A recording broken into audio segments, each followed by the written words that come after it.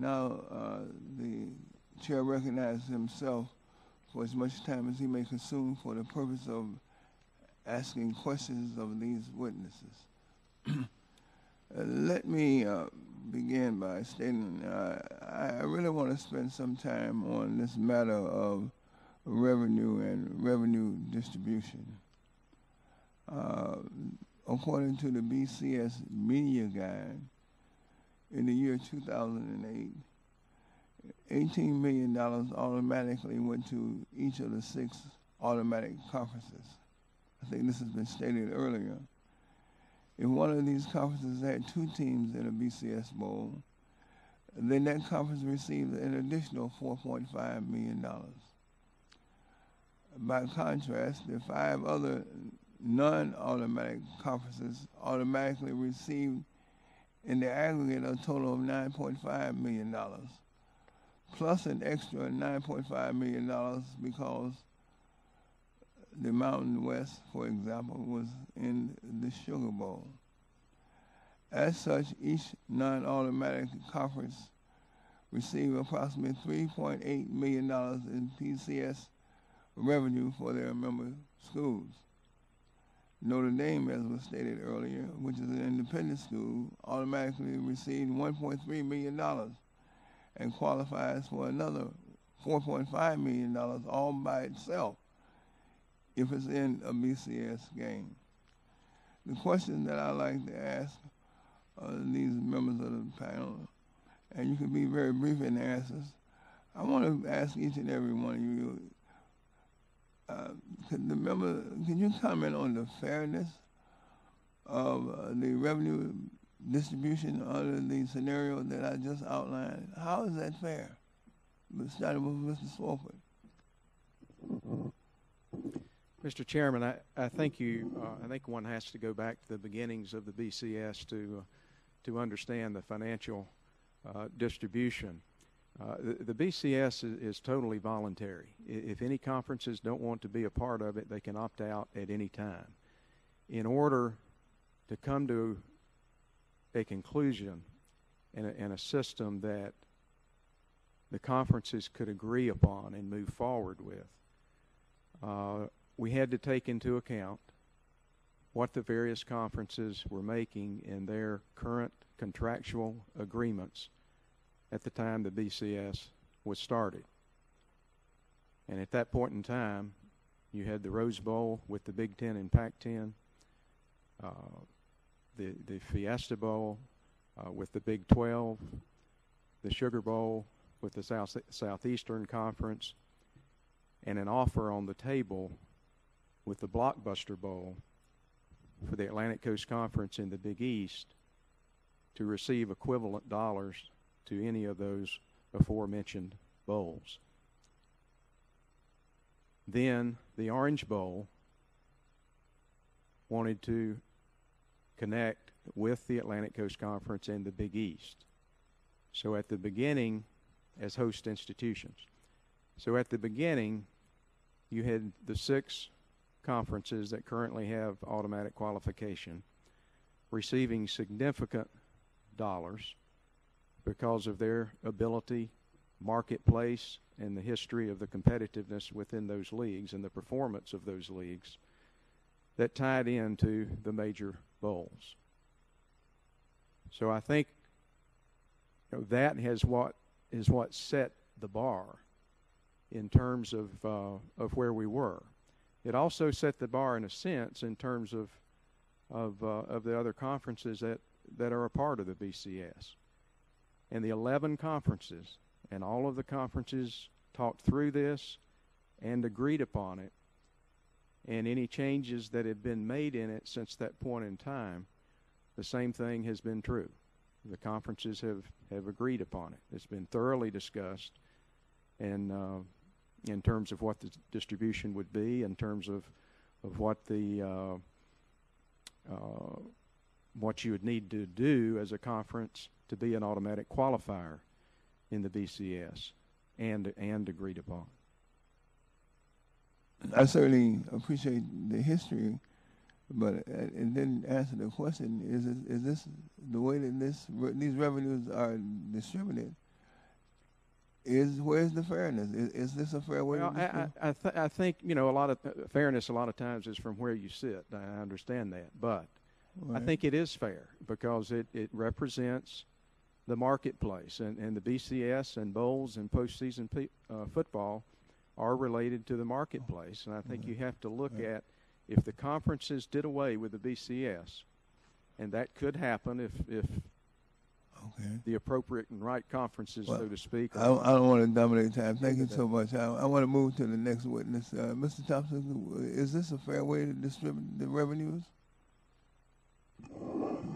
I would agree with Commissioner Swafford that basically these tie-ins are based on marketplace, past history, and contractual arrangements. Our position is they should be based more on performance basis, and that perhaps each conference receives a particular base level, and then every first placement by each conference receives an equal distribution. And if you have a second team, certainly that warrants an additional stipend, but that the fairness would be that if you play in a game, that each of those first participants have equal distribution. Thank you. Mr. Fox, would you care to answer this? No, I recognize Mr. Fox right now. Would you please answer the question? Sure. Obviously, from our perspective, we're not a member of the BCS. We're not part of the system itself, but obviously part of the bowl system. And that, too, is predicated on the marketplace, drives the dynamics. We have conference agreements with the Big 10 and Big 12, respectively, and we come to a market-based decision as to what our team payout will be. So, it goes through the entire system, not just at the BCS level. So I really defer to Commissioner Swafford. Mr. Blameyer, would you take a shot at that question, please? Yes, Mr. Chairman. I would agree that at the origin, these were bowl-based contracts with conferences.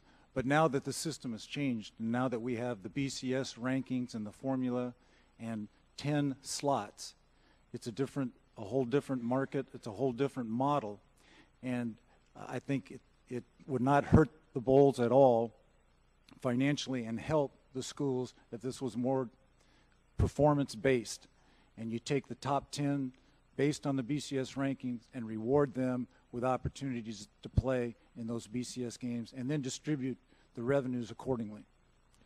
Yeah, let me just remind all the witnesses, I understand that you have market-based considerations that you should take into account when you're making certain decisions. But you can't forget that the basic foundations for all of these universities, all of these participating programs, are the federal and state tax dollars that go into these schools.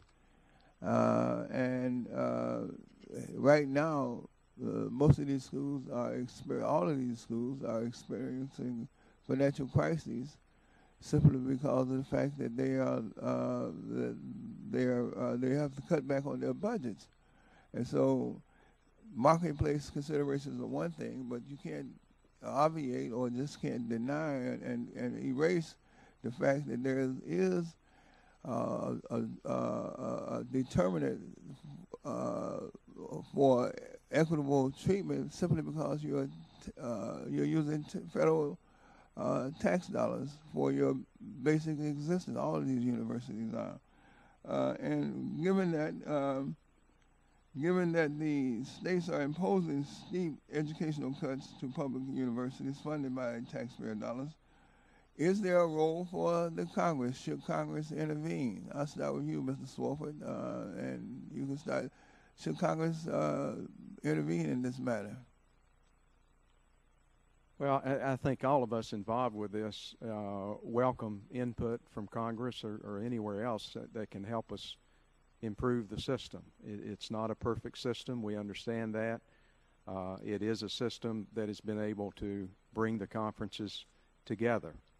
And if the conferences determine that it's a system they don't want to be a part of, then the BCS structure unravels at that point, and the conferences that would be, I don't think the major conferences are going to be a part of a system that brings their market value down rather than where they know it could be on an individual basis. So the beauty of what we have and the necessity of what we have is that it has been something that can bring the conferences together. I think the conferences without automatic qualification have been enhanced with the BCS during this 11-year period, both financially as well as with the opportunities to play in the various BCS bowls that have been mentioned. I think. Thank you, Mr. Swofford. Mr. Thompson, would you? Simply, certainly our university presidents, myself, we work for and with the representatives of the people, the fans. Every poll that I have seen indicates a strong desire for a different format, a playoff format, and simply looking at the whole process, I feel part of our fundamental flaw issue is the representation. With one president representing 51 institutions, it's very difficult to filter that message down or to have a very loud voice. Might be outvoted, it might be a unanimous opposite position. But does the Congress, the U.S. Congress, have a role in this matter? U.S. Congress have a role. I think that as the U.S. Congress, again, represents fans, constituencies, and our university presidents work with that same group of constituency. Mr. Fox? Yes, Mr. Congressman. I think one of the things that's important to stress here is taking a look at the entire system and how it has evolved over the 90 years, and there's always been communication, there's been dialogue, the things have transpired and evolved. I mean, we had the Alliance, the Coalition, the BCS, so you can see over time how things have evolved. And it has been a constant work in progress to try to take care of all the different constituents that are a part of this. But at the end of the day, it is a system that has worked for 90 years, and as I said, $250 million going back to higher education this year. That's a pretty successful benchmark, and each year it goes up. In this current BCS system, we were here 4 years ago, there were 28 bowl games. There's now 34. So that's also allowed additional opportunities for teams in the marketplace as well, and those dollars are going back to higher education too. So your answer to the question is, does Congress, is yes or no? Does Congress have a role or Congress doesn't have a role? I think the people who have a vested interest in the business are the people, within the system, and they probably are best issued to deal with the system. So your answer is no, Congress doesn't have a role. It's your choice, sir. Okay. Mr. Blameyer? Chairman Rush, I would think if you look at the history of the development of the BCS and where we got to today, it has evolved over time. It's never been a perfect system, and it has changed. But if you look, a lot of times, historically, that change has only come with hearings like we're having today. And unfortunately, with the threat of lawsuits, it would be better for all served if the conferences could agree on a plan and a formula and approve it themselves. But because of the representation disparity that we have, that is virtually impossible, in our opinion. The only way this is going to change is with help from the outside. Thank you very much. The chair has exhausted his time right now, and the chair now recognizes the ranking member for as much time as he may consume for the benefit of what. Thank you. Thank you, Chairman Rush. First, I want to compliment you gentlemen for your refreshing candor. We do have a new tradition here that we ask you to testify under oath, which has not normally been the case for an authorization subcommittee. But having said that, the testimony today is much more cogent than it was 4 years ago, and it's much more open about what the real reason the current bowl system exists, and it is money. When you're talking about market share and market dominance and all of that, it's, and when Mr. Fox is talking about it's a week of events and how much money it brings to San Antonio, at least we're putting on the table why the current system is so entrenched. I do think that after today's hearing, we need to. I have piece of advice for the BCS coordinating board, you should either change your name to BES for Bowl Exhibition System, or just drop the C and call it the BS system, because it's not about determining the championship on the field. I'm going to read some of Mr. Thompson's testimony, because to the average fan, this is the reason that people are so upset. His reason, Mr. Thompson's reason number 3, that the current system is flawed, is that the BCS is based on a flawed premise. Nearly half of the FBS teams are eliminated from the national championship before the season even begins. The current BCS system is based on a fundamentally flawed premise that computers and pollsters can look at 6 or 7 outstanding teams, all of whom have lost no more than 1 game, and few, if any, have ever played each other in that year, and decide which are the 2 best and should play in the national championship game. It's impossible to know which of those great teams are actually the best, unless they play each other. Computers don't know, pollsters don't know, and the BCS surely doesn't know. Nearly half of the FBS teams are eliminated from the national championship even before the season begins. None of the 51 teams that play in the non-AQ conferences can, for all practical purposes, ever win a BCS national championship, given how the current system is constituted. These teams are, in effect, done before day one. A system that produces this result is patently unfair. I don't think that's a debatable proposition. Mr. Swofford, you are the head of the BCS. You're the point person. How do you answer that? That before the first game is even played, half the football teams in the country that play college football at Division 1A don't have a prayer to win in the national championship. Well, I think the answer to that, Congressman Barton, is that the polls, and I know a lot of people, question the polls. They've been questioned forever and ever in college football. But the polls reflect what's happened on the field, and it reflects a mix of people's view from a national perspective. Each of the 11 conferences nominate potential pollsters for the Harris poll, which is our newest poll. Well, but that's how do you answer Mr. Bleimeyer's in his testimony? In 2004, Boise State Broncos were undefeated and ranked 9th in the BCS. They were excluded, but Michigan at 13th and Pittsburgh at 21st got into a BCS game. In 2008, they were undefeated again, and they ended up ranked 9th in the BCS. Again, they were excluded. Ohio State, Cincinnati, and Virginia Tech, all ranked lower than Boise State, were in the BCS. The one year, 2006, they were undefeated. They did get invited to the BCS, and son of a gun, they beat Oklahoma in one of the most exciting college football games that I have ever watched. I mean, again, half the teams that start out don't have a prayer that they're going to get to play in that championship game, and even the best of the best.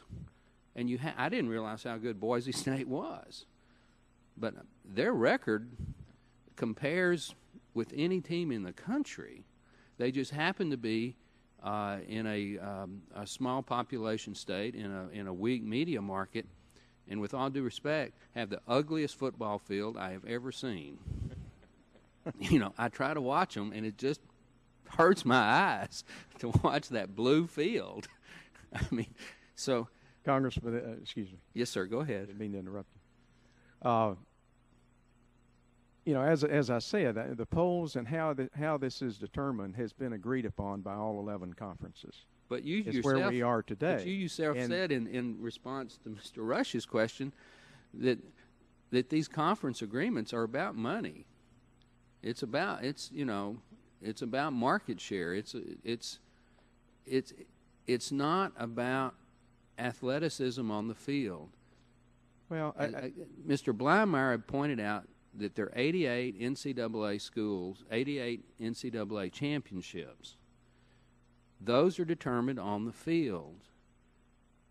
The Division I-A college football isn't, and the difference is, with possibly the exception of basketball, none of the NCAA sports make any money. Football does. Division I-A football does. And I understand that a conference affiliation in a Big 12, where my school is, Texas A&M's got an athletic budget. I don't know what it is, but I bet it's $30-40 million a year.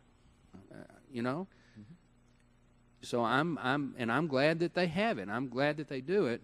I'm glad they're part of the Big 12. But even in Division I-A, you could have a playoff system, make just as much money, but you would have the added benefit that the championship would be determined on the field. I have a little differing view of whether it's determined on the field. In my earlier remarks, I talked about the regular season and the importance of the regular season and the fact that, and I don't think anybody would argue this point, that college football has the best regular season in all of sports. And the reason that is because that's our playoff. Why do you keep adding games to the regular season? Every day of the regular season is a part of that playoff. Every game matters.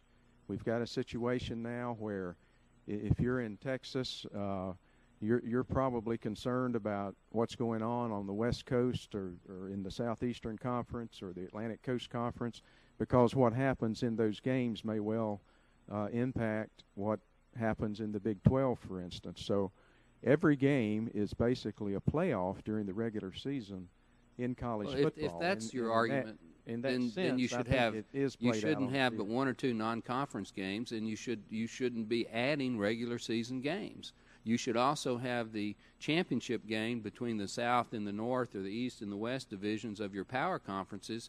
That game ought to mean something. It doesn't.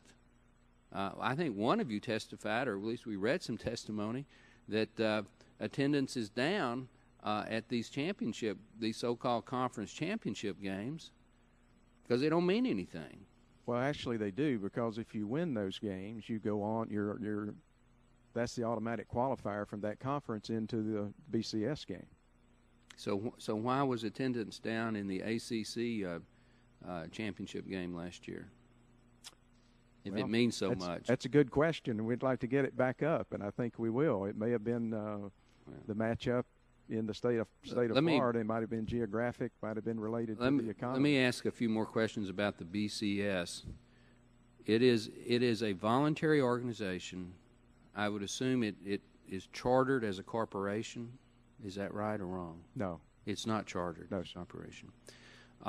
It has a governing board, and there are 8 votes on the governing board. Is that right? At the presidential level, yes, sir. Okay. There are 11 at the commissioner's level. Mr. Bleimeyer pointed out that the 6 power conferences each have 1 vote. I understand that. The other 51 schools, unfortunately, combined get 1 vote. I don't understand that. And Notre Dame gets a vote. Why does Notre Dame get a vote? Well, again, because of their history and tradition and the role they have in college football historically and presently.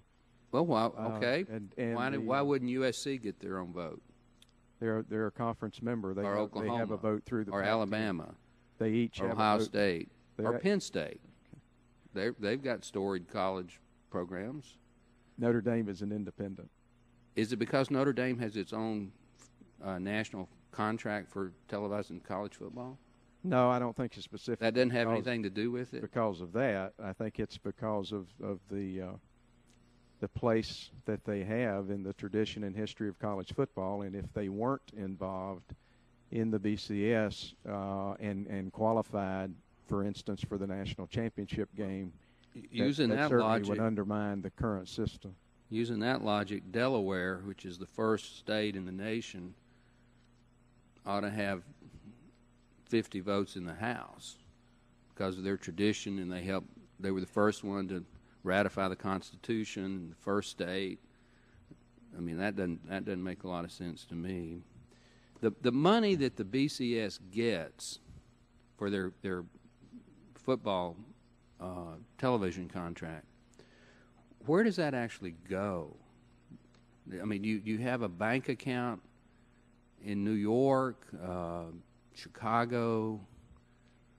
Does it go to each of the conferences directly, or does it go to a central repository financial institution and is distributed? It goes to a central escrow account, which is then distributed back out to the various conferences. Who controls that? The conference that is the coordinating conference. So that rotates? It rotates, yes, sir. Is there an audit committee? Yes. Are those audits publicly available? Yes. They are publicly available. Okay. Does the BCS, as a legal entity, make a profit? No. It goes to the institutions and conferences. So the BCS as a repository is purely a contractual legal entity, and the money flows through that to the member conferences, and then the member conference distributes it to the members of their conference. And if you're an independent, depending on where you rank in the hierarchy, you would get directly from the central repository. Is that right?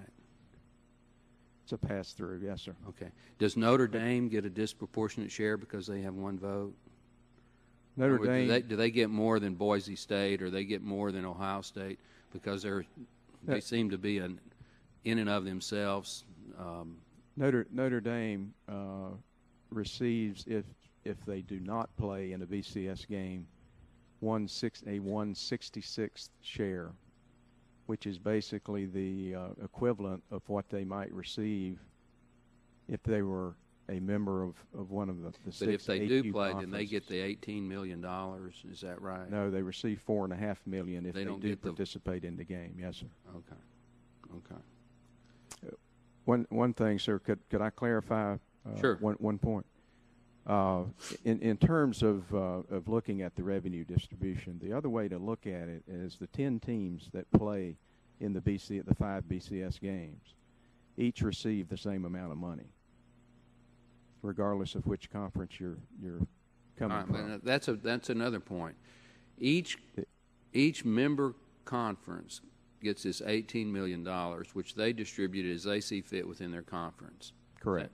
Now, the team that actually plays in the BCS game, the Orange Bowl or the Sugar Bowl or whatever, do they get, in addition to their share of that $18 million, do they get $10 to $15 million for actually playing in the game? No, sir.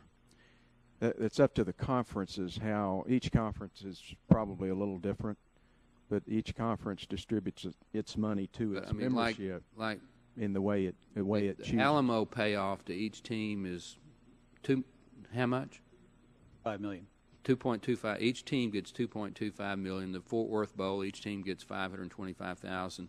But like the big BCS bowls, each team gets like 15 or 16 million dollars. Isn't that right? 18. 18. Okay. Now that 18 million, in addition to the other 18 million, the second 18 million, the participating team also has to share that with its conference members. There are not two 18 millions. Oh, they're not. There's one 18 million. I'm confused. Let's say I'm sorry. I understand it. Go back to my Alamo Bowl friend. You give to each participating team $2.25 million, right? Yeah, to the team. They go to the team. That doesn't go to the BCS. That goes to the team. It goes to the conferences, and then they have a revenue distribution. Goes to the conferences. Right. Yeah.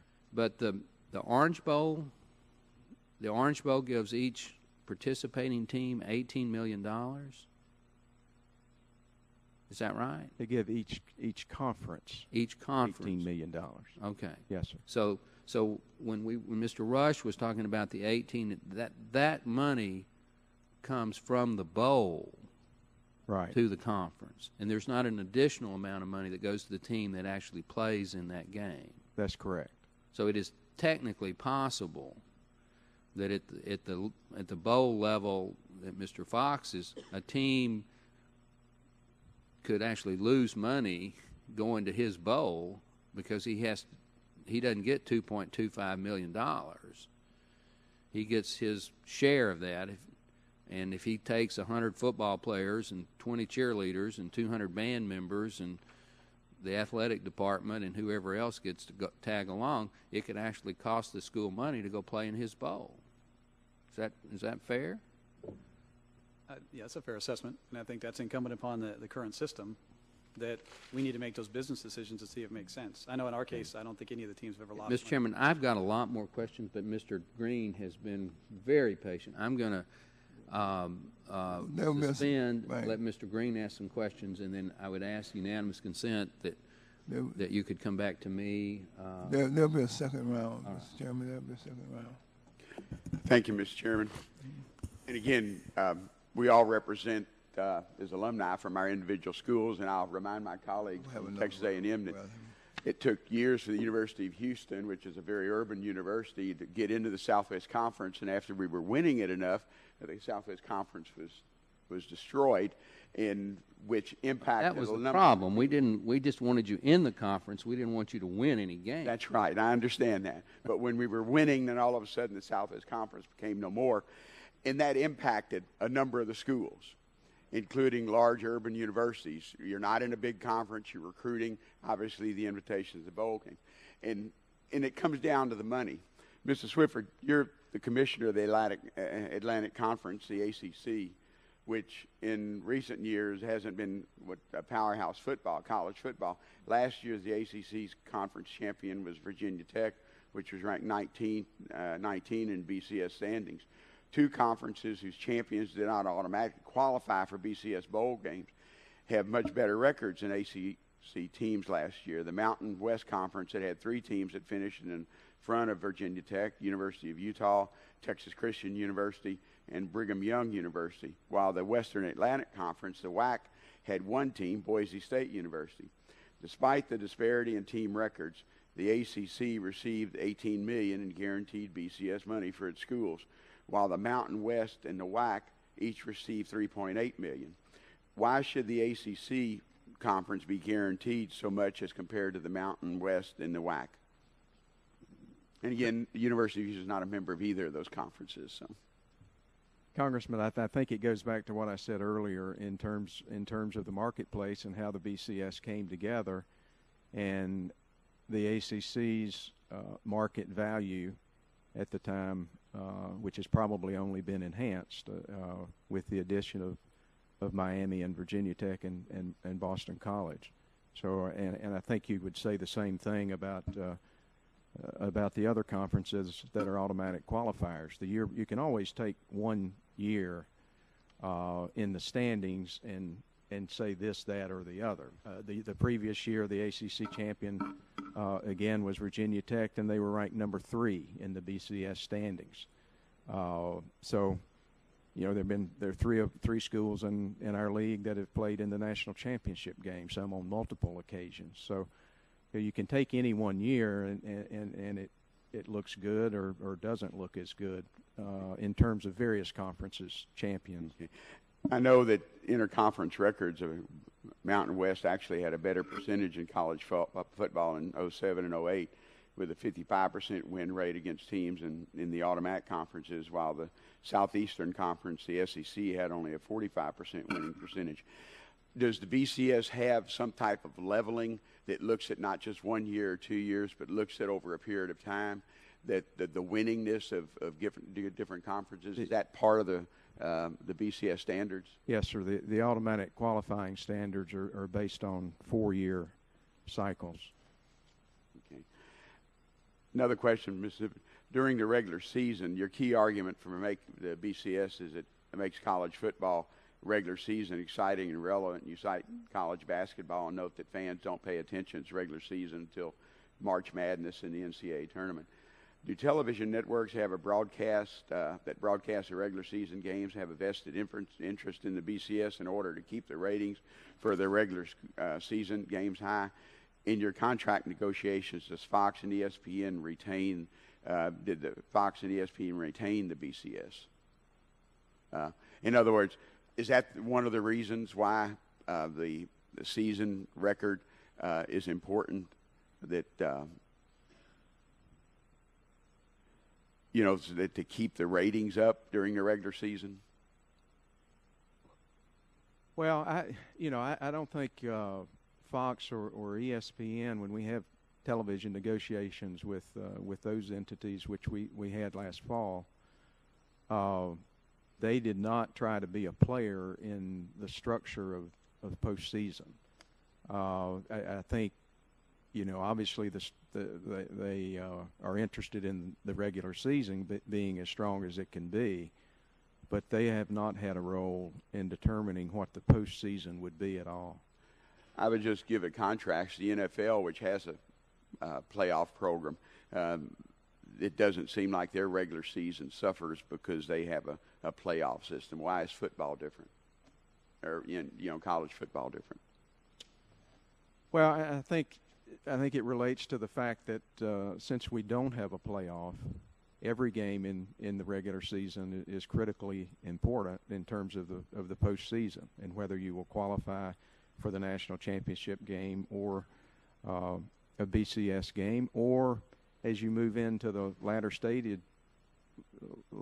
stages of a season, sir, a team might know it's not going to be in a BCS game or the national championship game, but those last 3 or 4 or 5 games, they have something to play for if there's a bowl and an opportunity to compete in a bowl. So I think the bowl system as a whole, not just the BCS system, contributes to how valuable the regular season is and how interesting and fun that it is for the players and fans. Mr. Chairman, you've been real gracious. I have one more question of Mr. Fox. And coming from Houston with what you would call one of the smaller bowls, and I know, although ours is smaller than the Alamo, you claim that smaller bowls, the Bowl Association would suffer if college football adopts a playoff system. And I appreciate the economic impact for those games on the host communities. However, I don't see why a 7-game playoff system with 8 teams is any more detrimental than the Bowl Association, than the BCS, which is a 5-game with 10 teams. Either way, the vast majority of the bowl games are basically exhibition, and they've always have been. Well, to address that, obviously there's a number of different models being put forward as far as a playoff is concerned, but anytime you go to a playoff format, you're automatically distinguishing basically an NCAA tournament versus an NIT tournament, if they exist at all. Right now, the NIT is subsidized by the NCAA to provide those opportunities. In the bowl system, it's the communities that are stepping forward to underwrite those opportunities. And if you look at, I think a point to go back to on the conference championship games is a good point. Why are they down? Obviously, somewhat economic related in this recent state of the economy. But also, you have a 1-week turnaround under most situations where teams don't know they've qualified for a championship game until 1 week out. Well, their fans on a 1-week turnaround in a tough, challenging economy are going to have a tougher decision whether to go to that destination. I know we hosted the championship game, the Big 12 championship game in San Antonio 2 years ago. We had number 1 Missouri versus number 8 Oklahoma. Arguably, both teams in our footprint should be an easy sellout, correct? We didn't. We sold 60 to 65,000. Missouri's number 1. If they win that championship game, they're going on the national championship game. So there's always that next game that the fans have a chance to wait and hold out for the next game. The same could be said with the playoff. Are they going to travel 15,000 strong on 4 successive weeks? I doubt it. Okay, last thing. What if we had a rotating, for example, the Alamo Bowl would rotate into the playoff system, where you would have a rotating bowl system? I don't know if that's even ever been considered by BCS. That's effective what the BCS is now. Is you have 5 games all rotating the championship game. But it's not. There are a lot of bowl games, but there's only a certain number that are allowed to be there. So, thank you, Mr. Chairman. The chair thanks the gentleman. The chair recognizes himself for some additional questions. Mr. Blakemeyer, it's been stated earlier that one of the most exciting games in recent years was the 2007 Fiesta Bowl and your school, Boise State's dramatic defeat of Oklahoma, University of Oklahoma. Fine game, well coached, well played. the game has become an instant classic, and replays of the final drive were on sports highlights all over the place, and repeatedly so. Can you comment on how big bowl games affect your school from an economic standpoint and also from a recruiting standpoint? Yes, Mr. Chairman. That game was obviously one for the ages and put Boise State on a national stage equal to the longtime college football powers. You can't buy that kind of exposure. You can't buy that kind of prestige. Our enrollment applications at the university skyrocketed within a week of the Fiesta Bowl victory. So that exposure, like I said, is priceless. In addition, with our revenue split through the 5 conferences, the non-qualifying conferences, Boise State received $6 million that year. And, well, the conference received $6 million. Boise State received 70% of that, which was approximately $4.2 million. We've been to 9 bowl games in the last 10 years. That's the only year that we netted any revenue. It's been talked about that these bowls, that bowls make money, and some bowls do. But there are also probably around a dozen or so more that don't make any money at the end of the day. As Mr. Barton was talking about, when you factor in the expenses that the teams have and the requirements that the schools have to buy tickets. I'm involved in our bowl in Boise, and I can tell you, it may on paper look like there's money being made, but in reality, money is not being made. The conferences are subsidizing those bowl games. So the bowl system is great, and I support it, and we're glad we have one in Boise. I don't see how adding 2 more games in any way is going to negatively impact the bowl system. In fact, the bowl system continues to grow. When we created the Humanitarian Bowl in Boise, Idaho 12 years ago, I believe there were 20 bowl games. And we went to the committee and added another one, and there was talk at that time, there's too many bowls. We don't need any more bowls. Well, we were approved. I think that was 21 or 22. That continues. Now there's 34. And there's talk of creating more bowl games. So even if a playoff is not in the offing here, I predict there's going to be more bowl games in the future. Do I think that's necessary? No. Personally, 6-6 teams do not warrant going to a bowl game. As an athletic director at a school, I don't think we need to be rewarding student athletes for winning 6 games and losing 6 games. Or for that matter, winning 7 games and losing 5 games. To me, a postseason experience, you ought to earn it on the playing field, and it ought to mean something. It ought to be special. I don't think having 6-6 teams in bowl games are special. And I don't think a playoff in any way will lessen the regular season. In fact, I think it will enhance regular season games.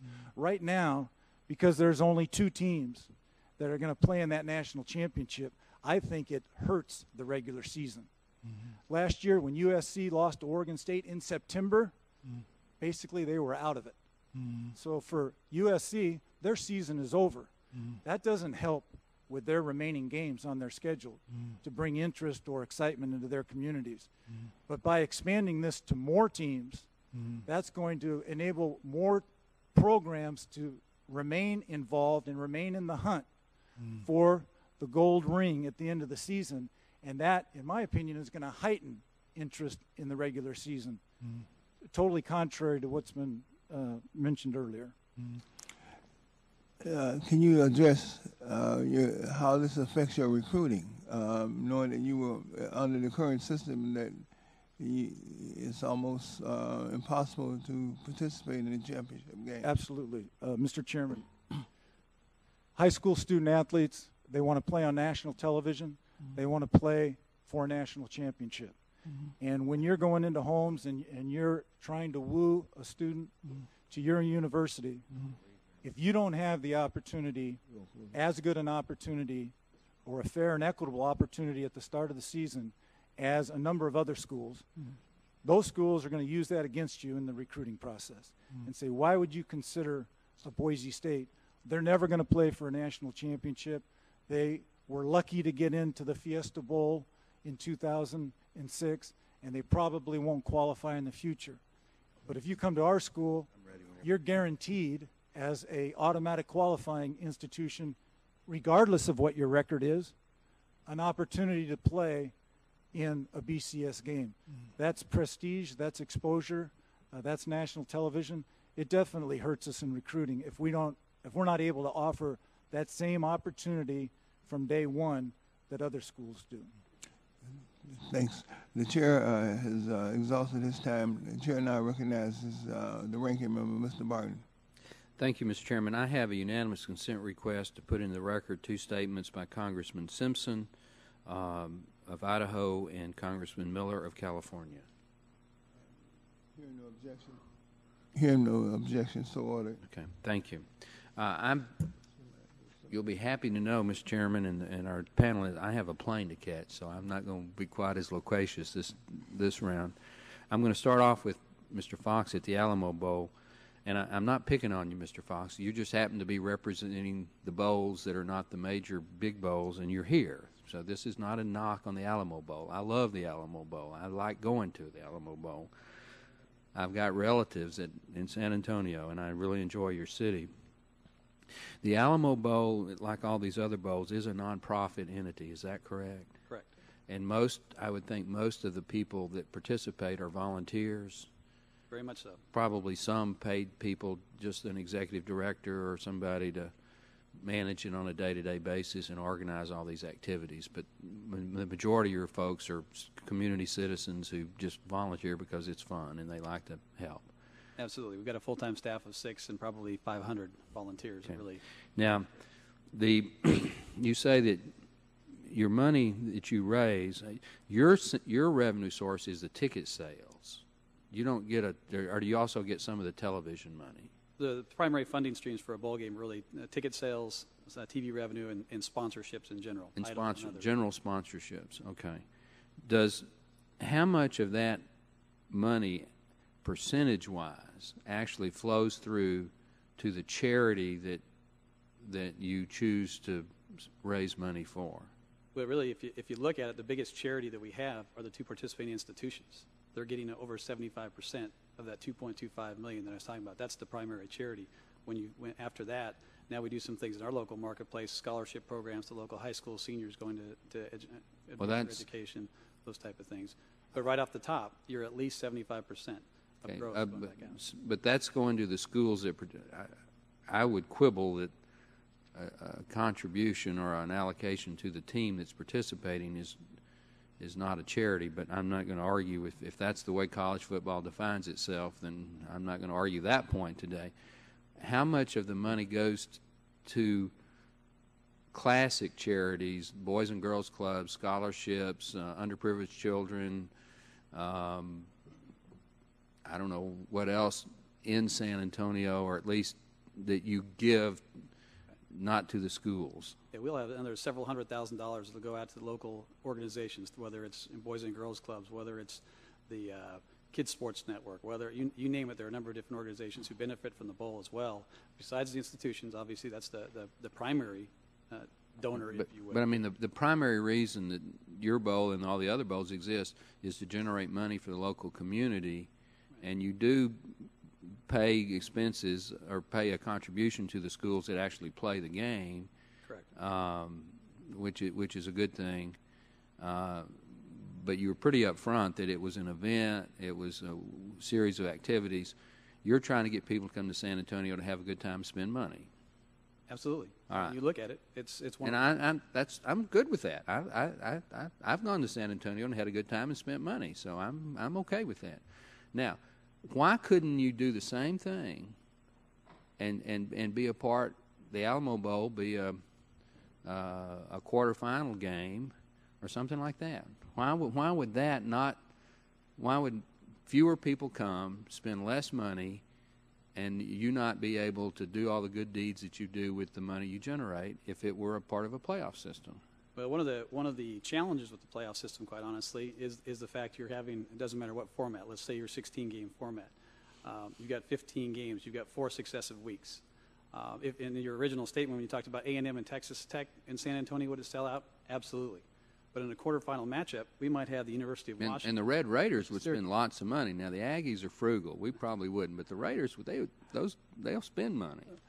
All teams are very generous from that perspective. But when you look at teams that are not in the geographic footprint, you come into a situation where you have a challenge of people traveling across the country. I brought up the issue, I think, when you stepped out about the Big 12 championship game. You brought up the question why championship game attendance is down. Obviously, economy is one of the issues right now, but also 1 week turnaround. When you have a championship game, teams often do not know where they're going until 1 week out. Those fans have to make the decision, do I commit to the championship game now in a week, or am I going to roll the dice that we win the championship game to go on to the BCS game or another bowl game, if you're, which is 3 or 4 weeks down the road. With your current system, and I don't know exactly, but the Alamo Bowl gets like the number 6 team in the Big 12 and the number 6 team in the Big 10 or something? Somewhere between 4 and 6, depending on how many teams are in the BCS. Yeah, so there have been some years that you were getting teams that were 7-5, 6-6, but if you're part of a playoff system, you're probably going to get teams that are 9-2, 8-3, hot team on a roll. You may be getting Boise State, who's coming in undefeated, but not from a power conference. You know, it would seem to me that your actual product on the field in a playoff system is going to be a little bit. And my Aggies have been in your Alamo Bowl, so I'm not going to say the current product is bad. But Penn State was a lot better the year they played A&M in the Alamo Bowl. You'd probably be better off, wouldn't you? I mean, revenue-wise, I don't see how you'd. Well, not necessarily, because you also could not be in that system. Keep in mind, if you go to a playoff, there is no question that the bowl system will be jeopardized. Well, it depends on how many, and depends on what the BCS and the NCAA decide to do. You could have a playoff system with 64 teams and use every bowl that's currently in there. You could do that. You could have a playoff system where you had home field advantage to the higher-ranked team. You could have a playoff system where you took the I don't want to say the better bowls, but the more established bowls, and certainly Alamo Bowl would be one, and then have the other bowls, which tend to be the smaller, newer bowls, could still do their bowl games, and you know, since most of the teams aren't going to get to play for the national championship anyway, those bowls would still do all the events that you're talking about. But if you're one of the playoff bowls, you're going to be a part of a system that your bowl may have the national championship team. It just has to win your game in the next 2 or whatever to make it. Well, that's certainly part of a system that could be in place and could be discussed. Now, but you talk about 64-team playoff is, 63 games? You'd still be playing. Well, I mean, I'm not advocating that. Mr. Swofford, I've been real nice to you. I haven't asked a question this round. I can't let it go. You're the guy that's representing the BCS. What's the wisdom behind the original BCS took the 4 existing bowls? Well, way back when there were more bowls than that because the Cotton Bowl was part of the original BCS. But the last until 3 years ago, you had the Rose Bowl, the Sugar Bowl, the Orange Bowl, and the Fiesta Bowl. And the championship game rotated each year. Then 3 years ago, all of a sudden, you had a BCS championship game in addition to those bowls. Why didn't you, if you're going to go to an extra game, why didn't you make that the +1 game and take the winner of the 2 highest-ranked BCS bowls and put them in a real championship game? Why did you just create another game that's just another bowl game? Well, first of all, the idea you just expressed was discussed at that time. It was also discussed a year ago on behalf of the ACC and the SEC, and there was not enough support within the group to move that forward. I think really when you go back to the origin of what is now the 4 games plus the national championship game, which was added, as you said, for the past 3 years, and the double hosting model, where that rotates to one of the 4 BCS bowls each year, and they host both their bowl game and then the national championship game. What that did was actually open up access. Open up access. So, yes, because it gives 2 more teams the opportunity to play in a non-championship game. in the BCS games, and it did not add a game for the 2 teams that are playing in the championship game. Okay. And that was important to some people. Mr. Thompson, additional Mr. game Bleimeyer, be does added. that make sense to you, what he just said? Mr. Chairman, yes, it does. It did provide more access because, remember, there are 6 automatic qualifying conferences. With 4 games, there's only 8 slots. So they are guaranteed 6 of the 8. So we only have 2 chances to get in. But it didn't give you much better chance to get into the game. Well, absolutely. Absolutely. This isn't really in reference to a national championship. I But thought adding that's a the 5th whole game, the whole point of the BCS, theoretically, although we now know it's money, but at least to the fans, it's to pick the championship, which you so eloquently pointed out. right. Well, and it was interesting, as Commissioner Swafford has mentioned, that this was discussed last year. It was discussed by the commissioners. It was never discussed with the athletic directors who were part of the BCS committee, which I found very curious. But to your point, it didn't do anything more for the national championship, but it did provide more access. And it provides more money. It's one more game. Right. Another week out of classroom. It didn't because there's not a playoff, so it just basically added another bowl game. It's the week after all the other bowl games. Most of the, if I may, sir, most of the second semesters have not started at the majority, large majority of our schools. I'm just being sarcastic. I mean, that's one of the reasons that we don't have a playoff system theoretically, but we keep showing that that's really not the reason, because we keep adding regular season games. We keep playing Tuesdays, Wednesdays, and Thursdays, and now the BCS has added another game in addition to the Big Four Daddy Bowl games. Mr. Thompson, if you had a vote, would you add? I think you've added. You've put forward an actual playoff proposal, which they're going to review. But if your vote was the current system, or the 4 BCS bowls plus a playoff, the +1, how would you vote on that? I would prefer our proposal with a playoff rather than a +1. I'm with you. But if you weren't given that vote, I mean, we've got them at least talking about a +1 system. I would hope you would prefer that over the current system.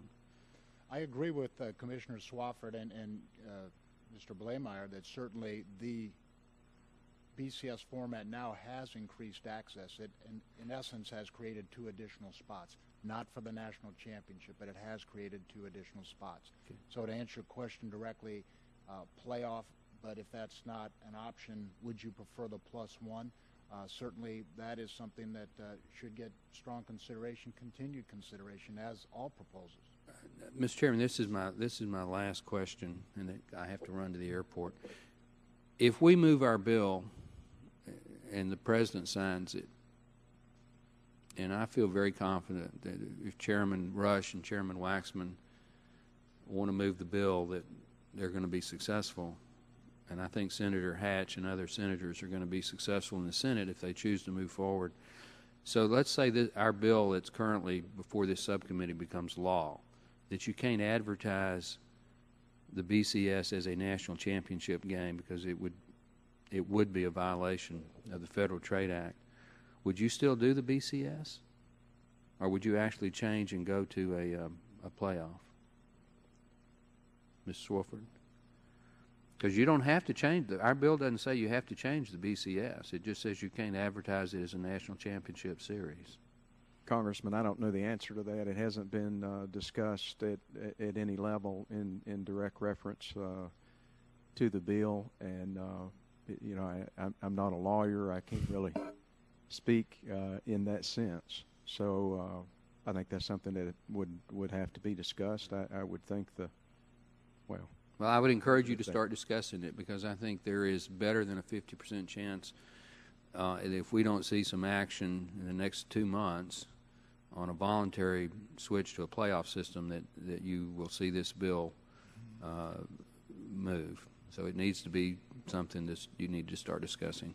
Thank you, Mr. Chairman, and thank you, gentlemen. I have appreciated your testimony. It is enlightening, and while I don't agree with all of it, it is certainly honest and sincere, and I appreciate you being here. Thank you, Mr. Chairman. The chair thanks the gentleman, and the chair wants to just commend the gentleman as he leads for his extraordinary work. I just have one question. It seems to me the issue right here is the fact that we have a national championship series that's not really a national championship series, and that the reason why for the legislation, the reason why the involvement of Congress is that it's being advertised as a national championship series. And we think that although this has a title, it's really a misnomer. The title is a very empty title because of the process and the procedure of selecting the national championship. And it seems to me that there might be, under the current law, that there might be some fraudulent practices here, and that's the reason why we're there.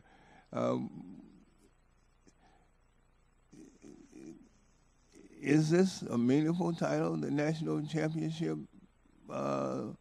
title? Is this a meaningful title in your opinion, Mr. Swofford? Yes, I think it is. If you look at the level to which college football teams aspire to being the BCS national champion, yes, I think it is. Okay, Mr. Thompson? Well, based on the ranking system, which I feel are confusing the computers and polls, yes, because as Mr. Swofford said previously, it has, in their opinion, the polls and the BCS rankings said these are the 1 and 2 ranked teams. Okay, but now, is there any other way of looking at it? And is there any other bona fide way, a better way of selecting the national championship? Oh, I feel there is. Okay. Mr. Fox? I think if the numbers speak for themselves. If the BCS has been in existence for 11 years and had a 1 versus 2 matchup, and only 9 times before that was able to happen, I think it's allowed that system to take place. And Mr. Blakemeyer? Well, I think that the national championship ought to be decided on the field, like the other 88 NCAA championships are.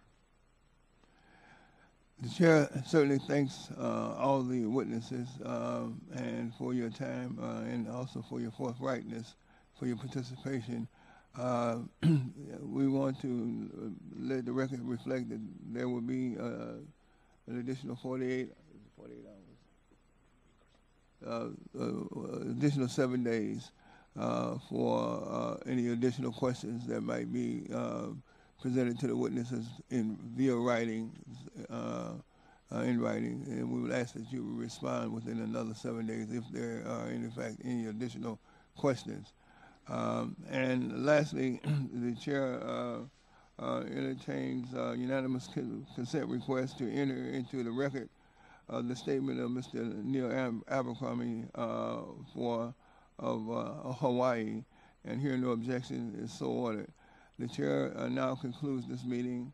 The hearing today is now adjourned. Thank you.